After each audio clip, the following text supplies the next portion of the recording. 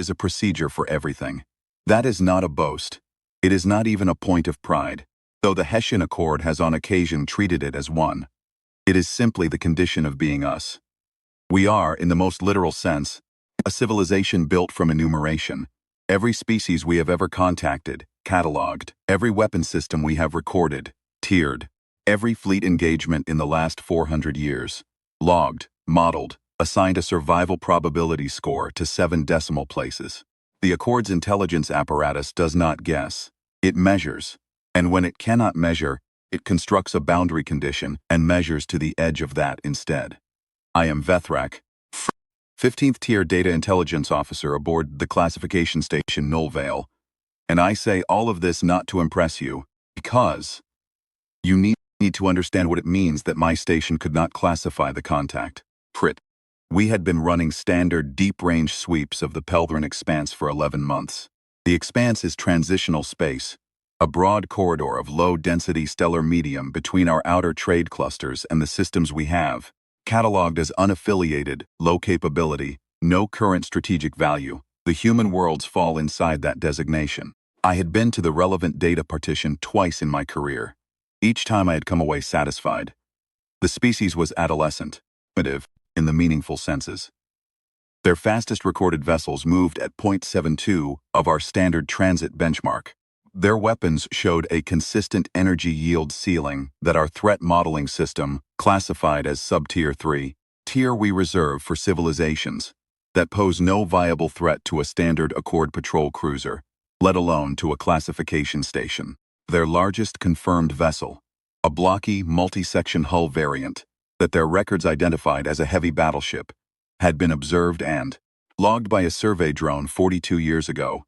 The survey drone had flagged it as structurally unremarkable, slow acceleration, full thermal signature, no anomalous readings. We had a file on the human heavy battleship. On the morning, the Nullvale's long-range array returned the first contact signature from the Pelthrin Expanse. I was completing my routine 1200 entry of incoming seeing survey data from the outer clusters. It was methodical work. I am good at methodical work. When the contact flag lit on my secondary panel, I noted it without particular urgency, finished the line I was recording, and opened the file. The passive array had returned a single data packet, which was normal for a long-range contact. What was not normal was that the data packet had triggered 4 simultaneous anomaly flags, and I had never in 11 months of posting to the Nullvale seen a contact trigger more than one. I remember looking at the 4 flags for a moment before I opened any of them. There is a procedure for anomaly flags. You open the primary flag first, verify the sensor data, and if the primary resolves as an artifact or a sensor echo, you close the file. In 11 months, the primary flag had always been an artifact. I opened the primary flag. It was not an artifact. The passive array had detected a vessel on an inbound vector from the direction of the human systems. That alone was not significant. The Accord maintains open transit corridors for unaffiliated species, and occasional human vessels had been logged in the outer expanse before, always matching our archived profiles within acceptable variance. Procedure for that was simple. Cross-reference the contact signature against the archived profile, confirm identification, log transit, close file. I ran the cross-reference. The system could not match the contact to any archived profile. That was the first flag. The system had encountered a signature it could not classify. This happens, rarely, with species we have not previously documented. Humans, it had never happened before, because we had a complete profile library on human vessel classes. I verified the cross-reference 3 times. Each time the result was identical. No match. The contact's thermal signature, its mass distribution, its electromagnetic profile, its drive emission pattern. None of these matched any human vessel class in our archive. I moved to the second flag. The second flag was a velocity anomaly. Our passive array had captured 2 position fixes on the contact at a 7-second interval, standard for long-range passive data packets, which sample briefly and close to preserve signal bandwidth. In the 7 seconds between fixes, the contact had moved. The system had calculated the implied velocity. I looked at the number, and I did not immediately understand it. My mind sorted it into the wrong category: a column error, a unit conversion fault, some mundane arithmetic mistake in the data pipeline. I ran the calculation myself, by hand on my secondary terminal, using the raw position data the array had returned. When I arrived at the same number, I sat with it for what I estimate was 90 seconds. The contact was moving at 4.1 of our standard transit benchmark. The fastest vessel in the Hessian Accord's combat inventory moved at 3.6 of standard. Survey records showed no species in the known expanse capable of exceeding 3.8. We had a hard theoretical upper boundary, based on our understanding of drive mechanics, at 4.05. We had used that boundary as a constraint in our threat modeling system for 231 years. Nothing had ever come close to it. The contact was exceeding it.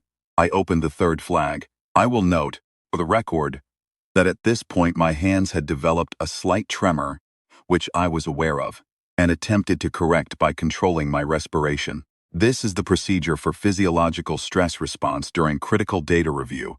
Controlled respiration, deliberate pacing, systematic evaluation. I was not panicking. I was experiencing the preliminary conditions for it, and I was managing those conditions correctly. The third flag was a mass anomaly.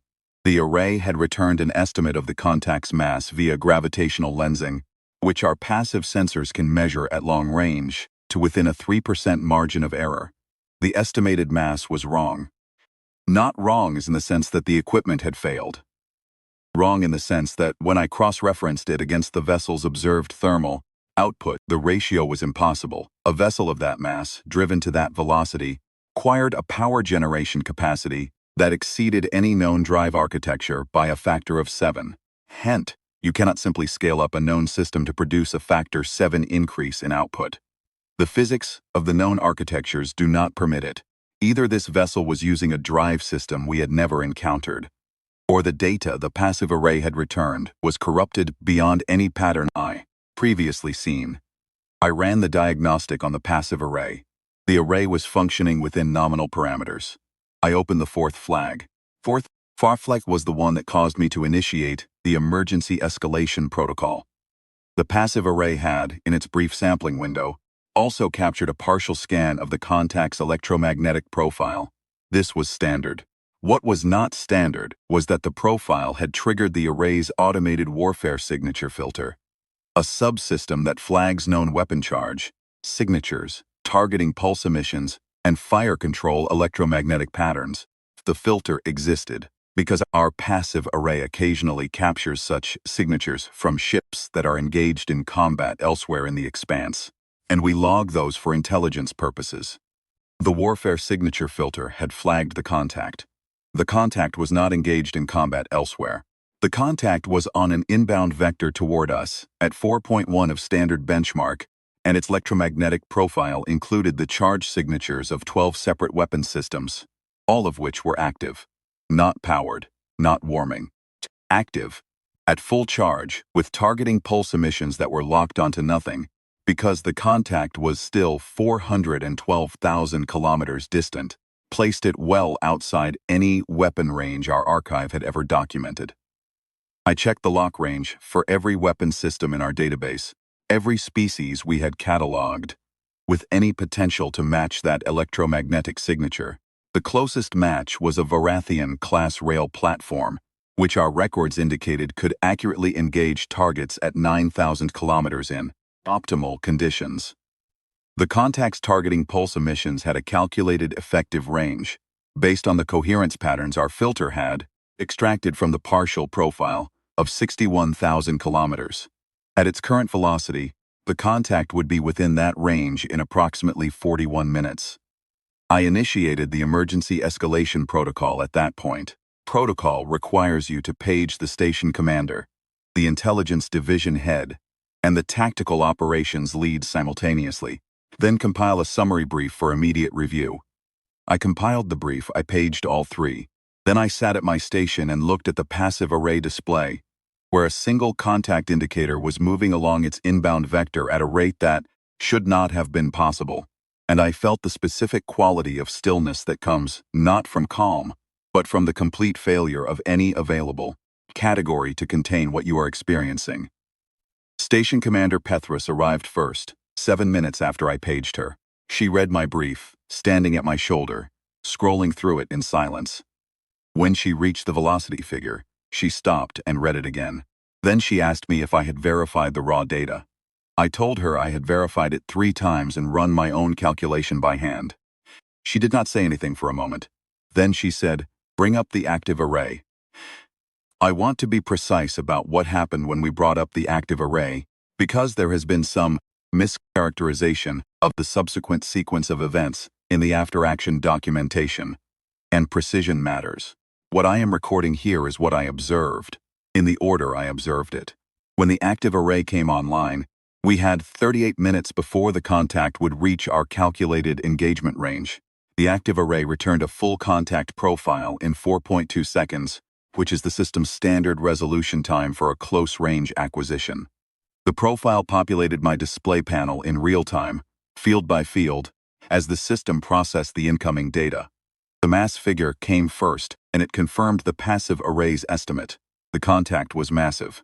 Not in the relative sense, not massive compared to what we expected, but in an absolute sense that required me to recheck the unit display to confirm I was reading tons correctly. When I confirmed the unit display and did the comparison manually, the contact was larger by displacement than any combat vessel in the Hessian Accord's battle inventory, including our fleet carriers. The drive signature came next, and it was something our archive had no category for. The power output was consistent with the velocity figure the passive array had returned, which meant the drive was real and functioning, and our theoretical upper boundary on drive output was not wrong so much as it was incomplete, drawn from a sample set that had, apparently, not included this particular solution. Then the hull profile resolved, and that was when Commander Pethrus put her hand flat on the edge of my console and did not move it again for a very long time. The hull was not new. I want to be precise about this too. Our active array can return material aging estimates based on surface oxidation patterns, micro-impact accumulation, and thermal stress fatigue signatures in the upper hull plating. The system assigns a confidence interval to these estimates. Close-range acquisition, the interval is narrow. The confidence interval on the contact's hull age estimate was narrow, and the estimate was not a number I am going to characterize, because characterization implies comparison to something familiar, and there is nothing in my experience with which I can fairly compare it. The ship was old in a way that requires a different word than old. It had been somewhere, in the dark, for a span of time that belonged to a category of duration I use for geological processes and stellar cycle calculations, not for vehicles. Its hull plating showed layered micro-impact accumulation consistent with drift through a debris-dense region over an interval that made the Accord's entire recorded history feel recent. Some of the plating on its port flank was a different alloy entirely from the surrounding section's replacement work, done at some point so distant in the timeline that even the replacement material had since accumulated substantial surface aging, and it was moving at 4.1 of standard benchmark. The Intelligence Division head, Arath, arrived at my station 12 minutes after I had paged him, and said nothing for the first 3 minutes after his arrival. He stood behind me and looked at my display panel the way you look at something that you are attempting to decide is real. I have known Arath for 6 years. In that time, I have observed him demonstrate composure under conditions that tested mine severely. He is not a person who defaults to visible reaction. When he finally spoke, he said one thing. He said, "Does it have weapons signatures?" I told him it had 12 active weapon systems, targeting pulse emissions at 61,000 kilometer coherence range, and that we would be within that range in approximately 26 minutes, he said. Has it attempted to communicate? I ran a check on our communication monitors. The contact had been broadcasting on no channel we were currently monitoring. I ran an expanded sweep across the full band. Our systems could detect and found a single signal on a narrow-band channel that did not correspond to any standard Accord frequency. I opened the channel. The signal was not a message. It was a targeting lock notification, a very specific type. Not the broad, sweeping lock of a system scanning for threats, but the narrow, committed lock of a system that has already completed its target identification and is communicating that identification to the target. It is the kind of signal you send when you want the target to know it has been selected, and you want the selection to be a fact it possesses before the engagement begins. The contact was, in the most precise technical sense of the phrase, telling us it was going to fire, not demanding we stand down, not issuing terms, not requesting identification or explanation. It had looked at us, determined that we were the target, and was now informing us that this determination had been made and would be acted upon. Commander Pethrus issued the emergency evacuation order for all non-essential station personnel at that point and began transmitting a distress signal on the standard emergency band. I remained at my post, because my post is sensor array, and the sensor array was the only source of real-time information about what was happening, and leaving it unmonitored was something I was not willing to do. 22 minutes remaining. I spent those minutes doing what I was trained to do, is observe and record. I watched the contact maintain its velocity, maintain its inbound vector, maintain its weapons charge. It did not vary. It did not respond to Commander Pethrus's attempts to establish communication on the standard emergency band. It did not vary its targeting lock signal. It came on at 4.1 of benchmark, massive and old and absolutely purposeful, the way a process comes on. Not with intent, in the way you think of intent, as something that decides and reconsiders, but with the compressed, total momentum of something that decided a very long time ago and has simply been in transit since. I ran the archive check again, not because I expected a different result, but because the procedure requires it before an engagement, and I was still following procedure. I searched every filed record we had on human vessel classes. I searched our theoretical capability projections for species at the human level of observed technological development. I searched our worst-case boundary conditions for all unaffiliated species in the outer expanse. I searched the historical record for any contact event that had produced a similar profile signature. The archive returned no matches. I want to record that clearly. Our archive contains 412 years of contact data on 1,609 species across 648 documented stellar SIPs. It has absorbed and cross-referenced every survey drone return, every intercept, every distress signal, every combat log, every intelligence summary that the Hessian Accord has produced or acquired in 4 centuries of operation. When I ran the comprehensive match query, it returned in 6.1 seconds, with 0 relevant results. We had no file for what was inbound. We had a file for the human heavy battleship, which I had reviewed. Whatever was inbound was not the vessel in that file. It was not a development of the vessel in that file. It was not a variant or an upgrade or a next-generation iteration. It bore no engineering relationship to the vessel in that file that our systems could identify.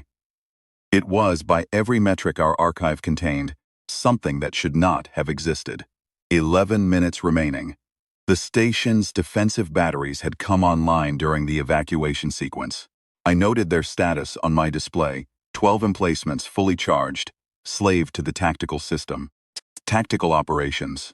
Lead Deneth had been standing at the adjacent console for the last 9 minutes, running engagement probability calculations. I had not looked at his panel directly, but I had noted his expression at intervals, and the progression of that expression told me something about what his calculations were returning before he said anything. He said, at 9 minutes remaining, that he needed to make a notation in the tactical log. I said yes.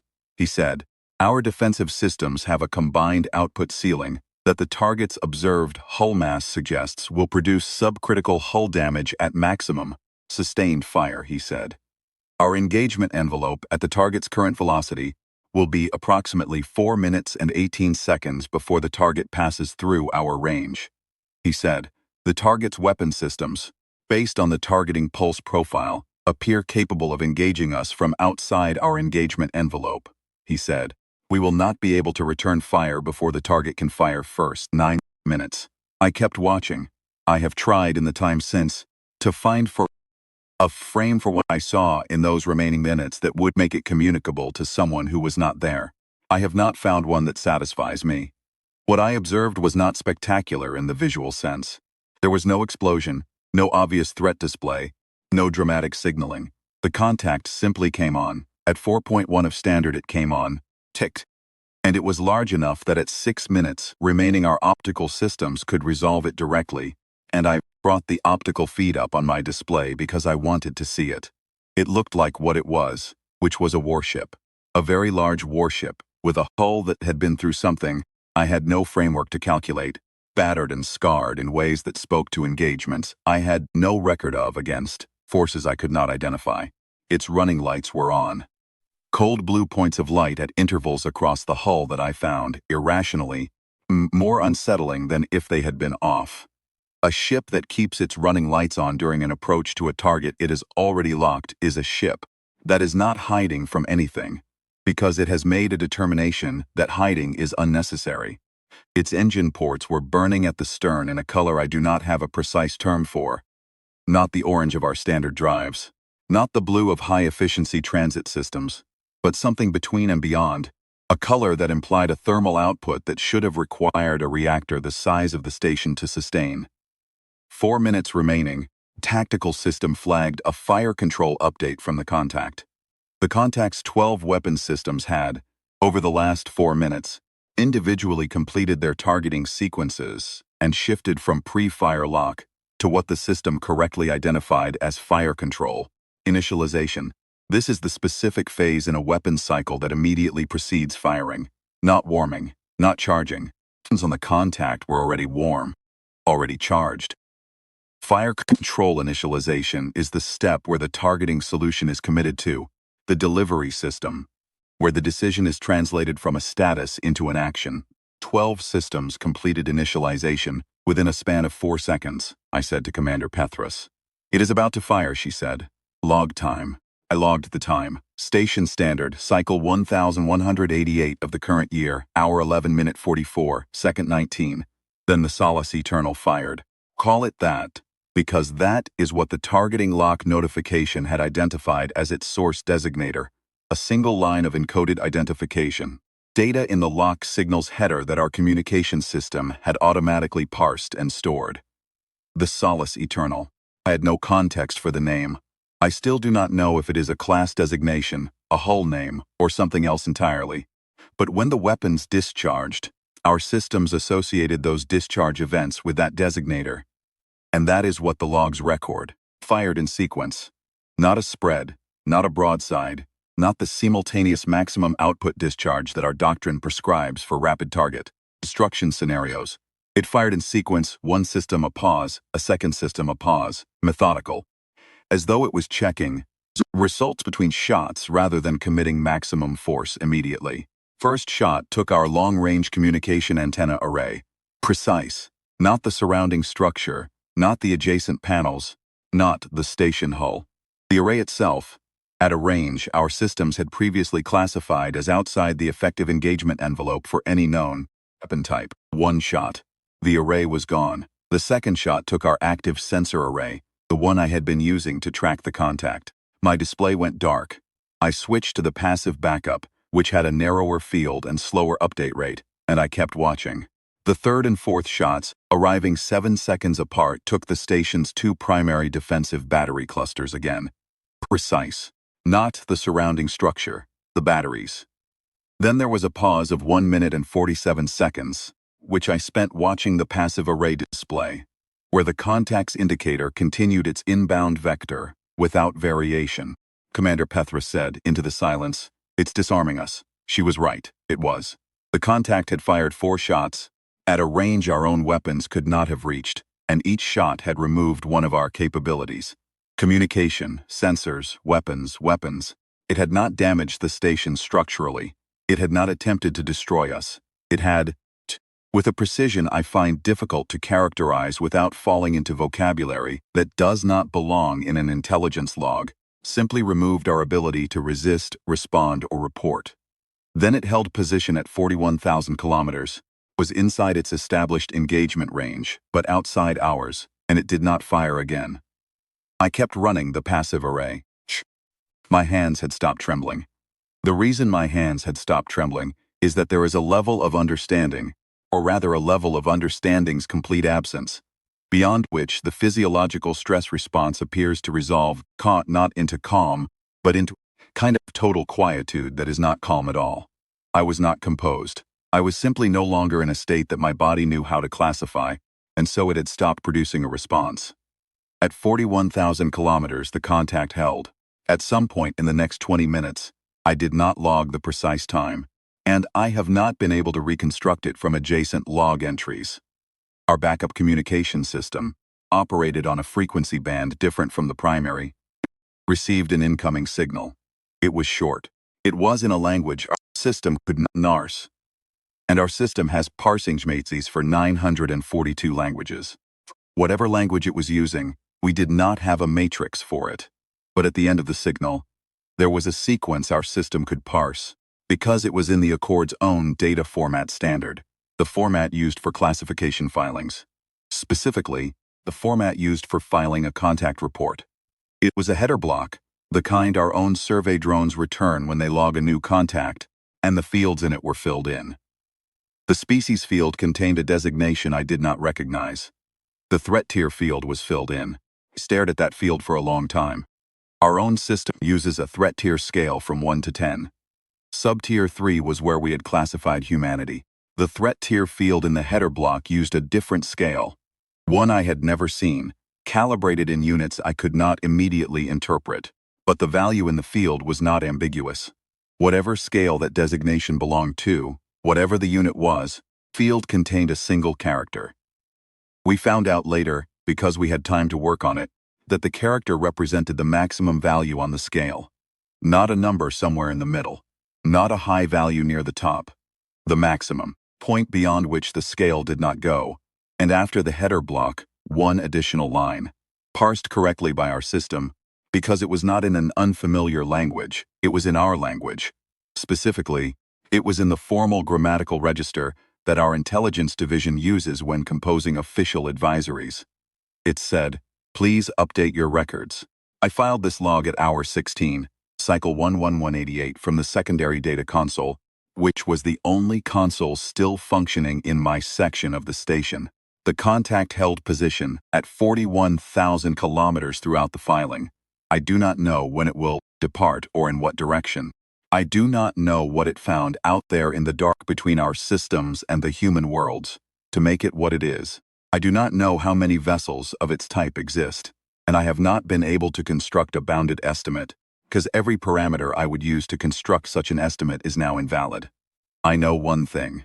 Before today, Archive had a profile for every known species in the expanse. We had threat tiers, velocity limits, weapon yield ceilings, fleet mass assessments.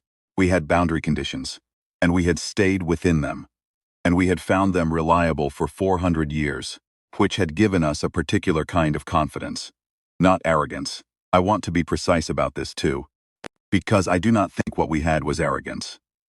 It was something quieter and perhaps more dangerous than arrogance. It was the deep, structural conviction that measurement itself was sufficient. That if you measured carefully enough and completely enough, you would know what was possible, and knowing what was possible would tell you what was not. The Solace-Eternal is 41,000 kilometers away, holding position, running lights on. Our archive has no file for it. I am not going to pretend that I know what to do with that, or that the procedure for what comes next is clear to me, or that I can resolve the condition into something manageable by careful documentation and methodical review.